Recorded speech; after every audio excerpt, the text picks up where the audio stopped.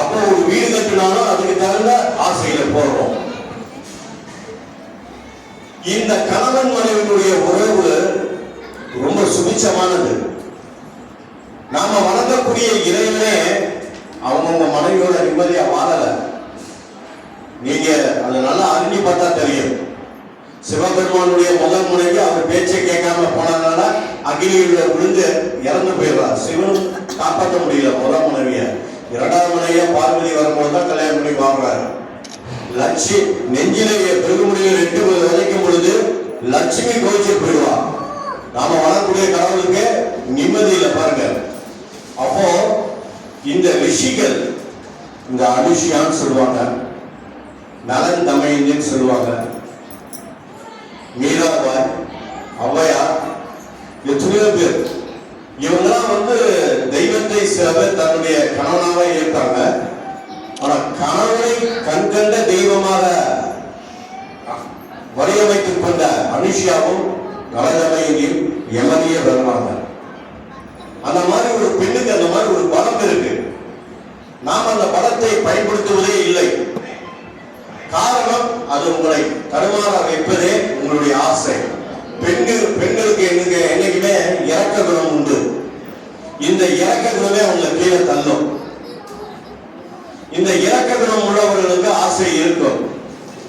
என்னைக்கு பெத்த பையன் தப்பு பண்றான்னு தெரிஞ்சு மன்னிக்கிறாங்களோ அப்ப அங்க மாறிடும். யார் செய்தாலும் தவறு தவறுதான் என்கிற உணர்வு வரணும். அதே மாதிரி கணவன் மனைவிக்குள்ள ஒரு அண்டர்ஸ்டாண்டிங் வரலைன்னா அந்த குடும்பம் சிறக்காது. எவ்வளவுதான் இருந்தாலும் லட்சுமி கடாட்சம் வராது. ஒருத்தர் ஒரு வீட்டுல திட்டுறானா, ஒரு ஆம்பளையோ இல்ல பொம்பளையோ அவங்க 2 பேரும் சண்டை பண்ணிக்கிட்டாங்கன்னா அவங்களுடைய வார்த்தைகள் அதே இடத்துல இருக்கும். என்னைக்கோ ஒரு நாள் அது அவங்களதான் கொள்ளும். அது உடனே நாம் செய்தது தவறு என்பது என்று உணர்கிறானோ அந்த வார்த்தைகள் அப்படியே போயிடும். ஆனா உணரவே மாட்டான். கோபத்தை அதிகமாக்கி இன்னும் அதிகமாகி தான் இருப்பான். அதனாலதான் எந்த ஒரு குடும்பத்திலும் ஒரு மிஸ் அண்டர்ஸ்டாண்டிங் வந்தா கோபப்படாதீங்க, நியாயத்தை எடுத்து சொல்லுங்க. கேட்கிறேன்னா அந்த கோபமும் நியாயமா இருக்கட்டும். அதற்காக ரொம்ப ஓவரா அடிக்கிறது உதைக்கிறதுன்னு போயிட்டீங்கன்னா உங்க வாழ்க்கையில நீங்க தலையில மனவாரி போடுகிற மாதிரி தான். ஒரு நாள் மனைவி இல்லைன்னா வீட்டுல சொல்லிக்க முடியாது. ஒரு ஆம்பளையால கூட்ட முடியாது. படுத்த படுக்கையை மடிக்க மாட்டான். பாத்ரூமை கிளீன் பண்ண மாட்டான். எத்தனை குடும்பத்தை பார்க்கிறோம். பொம்பளை இல்லைன்னா கஷ்டம். பொம்பளை இல்லாதவங்க தான் கஷ்டப்பட்டு செய்வான் நொந்துகிட்டே. பொம்பளைங்க செய்யற வேலையை நம்ம ஒரு வேலை செய்ய முடியாது. அதனாலதான் நம்ம தெய்வங்களெல்லாம் மாரியாத்தா, காளியாத்தா, ஆதிபரா சக்தி எல்லாம் முதன்மைப்படுத்தி வச்சிருக்காங்க. இதை நீங்க உணராமே இருக்கீங்க. அதே மாதிரி ஒவ்வொரு ஆண்மகனும் உணரணும். ஆண்மகனும் சாதாரண இல்லை. குடும்பத்திலே ஒரு பாதுகாப்பு அரணா இருக்கக்கூடியவன் ஆண்மகன். அவன் இல்லை என்றால் அந்த சக்திக்கு வேலை இல்லை. அவன் தான் அரணாக இருந்து வீட்டுக்கு தேவையான பொருட்களை எவன் வாங்கி தருகிறானோ அவன் தான் உண்மையான கணவன். வீட்டில் இருக்கவருடைய ஒவ்வொரு மனசை எவன் அறிந்து கொள்கிறானோ அவன் தான் அந்த வீட்டினுடைய கலாச்சாரம் மிக்கவனா இருப்பான். என்னதான் லட்சுமி கலாச்சாரம் பெண்ணுகிட்ட இருந்தாலுமே அந்த வீட்டுக்குரிய இல்லறத்தில் நல்லறம் காக்கக்கூடிய ஒரு சக்தி ஆண்மகனுக்கு உண்டு. அவனா மிரட்டுவான், குழந்தைகளை மிரட்டுவான், வெளியே கூட்டு போவான், 4 இடத்த காட்டுவான். ஏன்னா நீங்க சுடுகார் பக்கமோ இல்ல வேற எங்கேயாவது திருட்டு நடக்கும் போது நீங்க தனியா போனா பயப்படுங்க. அது உங்க வீட்டுக்காரருக்கு கூட இருந்தாலும் பயம் போயிடும். அப்போ வீட்டினுடைய அமைப்புல 2 தூண்கள் மாதிரி ஒரே இடத்துல இருக்கும். எதுவும் விட்டு கொடுக்காம வாழ்வதுதான். விட்டு கொடுக்காம என்ன, தன்னுடைய கெட்ட எண்ணத்தை என்னை விட்டுக் கொடுக்காமல் நல்லதை விட்டுக் கொடுப்பதுதான் ஒரு இல்லறத்தில் நல்லவர் காட்டுவது. இப்படி இருந்துட்டு என்ன செய்ய சத்குரு நீங்க தேடி வர வேண்டியது அவசியமே இல்லை. அவர் உங்க வீட்டுல தான் இருப்பார், உங்க கூட தான் இருப்பார். கண்ணை மூடி நினைக்கும் பொழுது அவர் வந்துருவார். இன்னைக்கு நீங்க யூடியூப் தரங்க, இங்க எல்லாத்தையும் பாருங்க. எந்தெந்த இடத்துக்கு போயிட்டு வர, ஆஸ்திரேலியா, அமெரிக்கா, பிலிப்பைன்ஸ், ஜப்பான், அங்க இருக்க மக்களுக்கு எல்லாம் ஒரு தலமா கட்டிட்டு ஒரு உருவத்தை பார்த்தேங்கிறாங்க. எப்படி அது? இன்னைக்கு இந்த கலியுகத்துல இந்த மாதிரி கர்மாவை தீர்க்கக்கூடிய மிகப்பெரிய சக்தி இதுவரை வந்ததே கிடையாது. ஐயா தான் சொல்றார், இந்த படிப்பு நடத்தைக்கு இதுவரை யாருமே வந்ததில்லை அப்படிங்கிறாங்க. அப்போ நீங்க தர்ம சிந்தனையோட நல்ல எண்ணத்தோட செய்கின்ற செயலில சத்துரு அங்கதான் குடிக்க விடுறாரு. அதை வச்சுங்க. நாம சில நேரத்தில் என்ன பண்ணுவோம்னா ஒவ்வொரு கடவுள்கிட்டையும் சொல்லிட்டே போவோம்.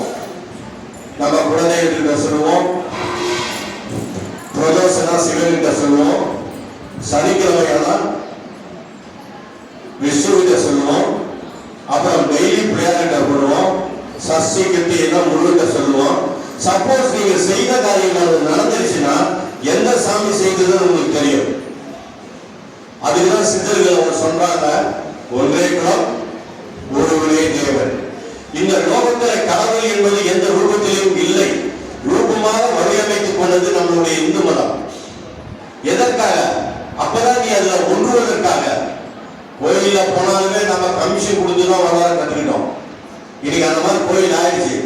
ஒருத்தர் வந்து என்கிட்ட கேட்கிறாங்க, எனக்கு மட்டும் இந்த காரியம் நடந்தால் அடுத்த மாதம் பௌர்ணமி அன்னைக்கு ஒரு சிப்ப அரிசி கொடுக்குறேங்கிறாரு. என்ன பிரச்சனை கேட்டேன். 10 லட்சம் ரூபாய் மேல கடன் இருக்கு. நீ 1200 ரூபாய் அரிசிக்கு 10 லட்சம் ரூபாய் அவர்கிட்ட கேட்கிறேன். இது என்ன விதத்துல நியாயம்? நீ வாங்கின கடனுக்கு அவர்கிட்ட அவர் சாட்டி விடுற. நீ எதையுமே நீ வந்து கொடுக்க வேண்டாம். அது உன்னுடைய மனப்போக்குல பின்னாடி அமைக்கும். யாருமே இந்த டீல் வச்சுக்காதீங்க. எந்த கடவுளா இருந்தாலும் சரி, இதை நடந்தா அதை செய்யறேன், அதை நடந்தா அதை செய்யறேன். ஏன் கழுத்து வெடிக்கிறது, கையை வெடிக்கிறது, மொட்டை அடிக்கிறதுனா முடி வளர்ந்துடும், கையை வெடிக்கிட்டா வளராது இல்லையா? மனிதன் வேண்டுதல கூட புத்திசாலித்தனமா தான் வேண்டாம். இறைவனை என்று உங்க மனதால நேசிச்சு குடிக்குள்ள வைக்கிறீங்களோ அன்னைக்கு இந்த கேட்கறதெல்லாம் வராது, இந்த கொடுக்கறதெல்லாம் வரவே வராது. உங்க குடும்பத்துல ஒருத்தரா நீங்க பாவிச்சீங்கன்னா அவருக்கு அரிசி வேணுமா? அவருக்கு என்ன? அவருக்கு நினைச்சா நீ போய் பாருங்க, கணக்கு முடியல, ஆயிரக்கணக்கான மூட்டை இருக்காங்க, கொட்டி குமிச்சுதான். அவர் இருக்கும்போது எப்படி இருந்தா தெரியுமா? முதல் கிட்டத்தட்ட 8 சட்ட பக்கமா போட்டிருந்தார். போக போக ஒவ்வொன்றா கழட்டினார். கடைசியில் இன்னொரு கூட கிடையாது. அப்படியே ஒரு சாதாரண ஒரு கட்டில், அதுல சாக்கு முதல்ல கீழே படுப்பார். சாக்கு கடைசி ஒரு 2-3 வருடத்துல எல்லாத்துக்கும் அன்னதானம், எல்லாத்துக்கிட்டே இருக்கு. காகிதம் வாங்குறாங்க, காகிதம் வாங்கி அன்னதானம் போடுவார். அந்த அன்னதானம் எல்லாரும் சாப்பிட்ட பிறகுதான் அவர் சாப்பிடுவார். எவ்வளவு ஒரு நன்றி விசுவாசம் உள்ள ஒரு மிகப்பெரிய மகாத்மா அவர்கள். அவரை நம்ம எப்படி கவனிக்கணும்? நீங்க புரோக்கர் மாதிரியில வச்சிருக்கீங்க, இது நடந்தா அதை செய்யறேன், அதை நடந்தா அதை செய்யறேன். உரிமையோட கேளுங்க.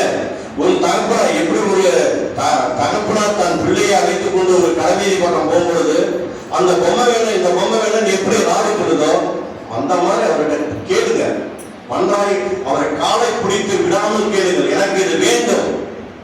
நான் அறிந்தும் அறியாமல் செய்கின்ற தவறுகள் இருந்தால் அதை மன்னித்து அதற்கான வழியை காட்டி அதிலிருந்து விடுதலை கொடுங்கள். கர்மாவை அவன் ஏற்றுவான் கழிச்சாலும் அவர்கிட்ட கொடுத்தீங்கன்னா அவர் ஏற்று கழிச்சிருவாரு. ஆனா திரும்பி அந்த கர்மா உங்ககிட்ட வராம இருக்காது. அதை மட்டும் வச்சுங்க. அவரவர் செய்தது அவரவரையே சாரும். அந்த டைமுக்கு இவர் விடுதலை கொடுக்கலாம். ஆனால் நீங்கள் உணராமல் அது கண்டிப்பாக அது அவரை சேராது. எப்பயுமே உணர்ந்துட்டு அவங்களை சேர்ந்தனும். சீக்கிரம் அதுக்கு ஒரு வழியும் காட்டிடுவார். எதையும் அவரிடம் ஒப்படைக்காதீங்க. ஆனா கேட்க கத்துங்க. கேட்காம இருக்க முடியாது. அவர் அடிக்கடி சொல்வாரு, மாறிமா பேனச்சி மாதிரி ஏன் உட்கார்ந்துட்டு இருக்க, என்ன வேணும்னு கேளு அப்படிங்குவாரு. அப்ப நீங்க தான் கேட்கணும். உங்களுடைய மன கஷ்டங்களை சொல்லி கேட்கணும். எனக்கு இந்த மாதிரி இருக்கு, இந்த மாதிரி இருக்கு, இதுக்கு நீங்க இதுக்கு அது கொடுக்குற அது இது கொடுக்குறாங்கன்னா அவங்க வேலையை பாருன்றுவாரு. அதே மாதிரி நீங்க 10 இடத்துல சொல்லிட்டு வந்து நீங்க சொன்னீங்கன்னா அவர் சொல்லக்கூடிய வார்த்தை என்னவா இருக்குன்னா, நீ தான் அங்க சொல்லிட்டல, இங்கே தான் பாடுறது ஆடுது, நீங்க நிக்கிற இப்போ அங்கே கேளு கிடைக்க அப்படிங்கிறார். மனிதன் தான் ஒண்ணு நம்ப மாட்டான், தாவி தாவி போவான். கும்பகோணத்துல ஒரு சிவன் சிலை இருக்கு, கடனை தீர்க்கக்கூடிய